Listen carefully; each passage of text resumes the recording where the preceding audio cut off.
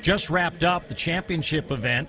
Antoinette Nabwe of Minnesota had only one legal throw today, but it was enough to win 220 feet 3 inches in that competition in the throwing area. The men's javelin is going to be the last to finish, I think, as they are still in round 5. Riley Marks of Kansas State, the sophomore, to win the year.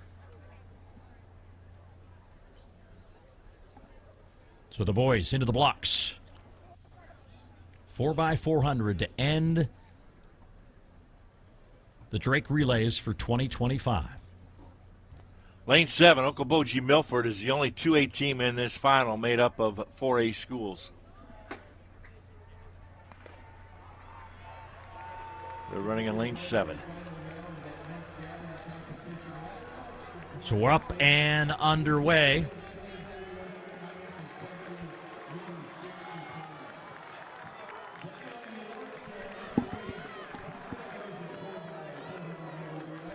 As we get to racing here in the 4x4, Okoboji Milford. They're in lane 6, we believe. Coming up off the turn, lane 8 is Ankeny Centennial. As they come here down the main straightaway for the first exchange, Des Moines East in between in lane 7. And Okoboji Milford, that was Evan Osler on the opening leg in 49.19. Cedar Falls, keep an eye on Jordan Townsend, their second runner here. He was 6th earlier in the Drake Relays 400 this weekend. Mike, I see a yellow flag up there at the corner. That sometimes is a few steps on the line before they got to go to the inside, so we'll keep an eye on that. But the racing continues. Bettendorf, Kaiser Riley on the leg here, trying to hold off Cedar Falls and Jordan Townsend. Look at this traffic jam about to come to life as everyone's looking for the same jersey. Some having to come out to lane 4 to do it. As they get the batons passed, Cedar Falls with the lead, 49-21 on that lap.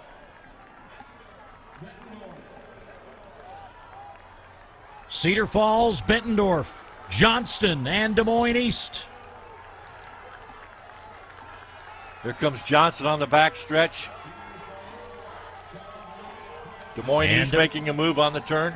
Yeah, Demarius Parker doing a nice job, but he's running the long way. But right now, it's the right way because he's out there in front. Going to be another fabulous exchange here with Des Moines East now in the leadership position.